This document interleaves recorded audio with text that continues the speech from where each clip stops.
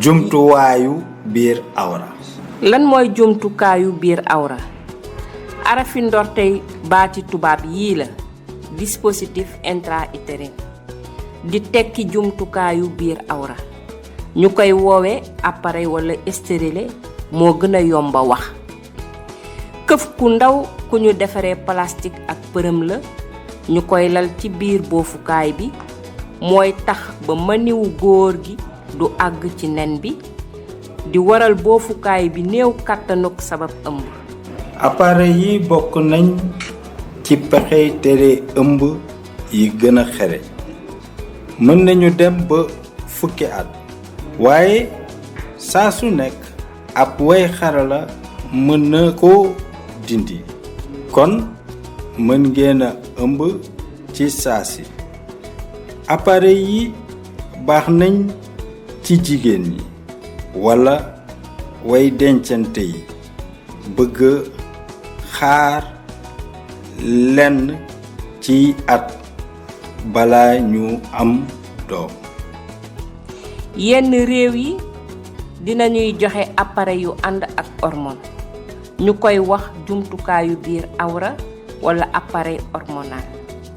mook appareil yi ñoo niroo, ba mu des ne bii day dem ba diirub 5 at.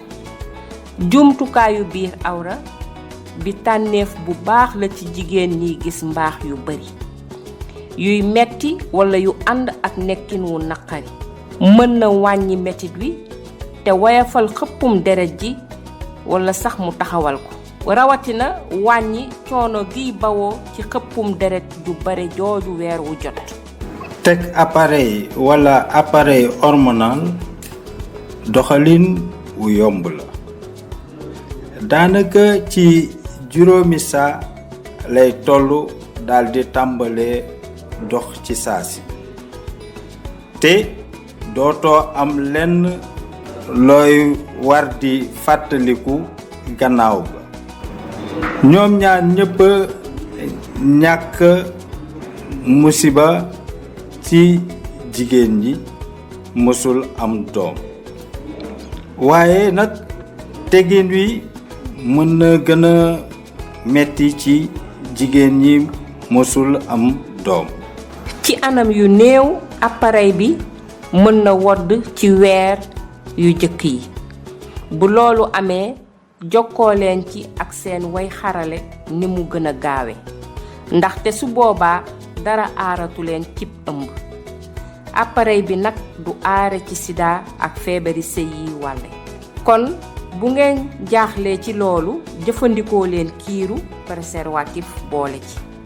nanu leeral nag yenn ngëm-ngëm yi. appareil beeg appareil hormonal bi duñu doxantu ci biir yaram, duñu feey te amuñu ay tànk. day toog ci seen biir awra ni ko ab liir di defee ci diirub ëmb. bu ngeen amee ay laaj, ànd leen ak kóolute waxtaan ceeg seen xaritub way jàppale bii di Marie Stopes ngir am xibaar ak i tegtal yu ànd ak sutura.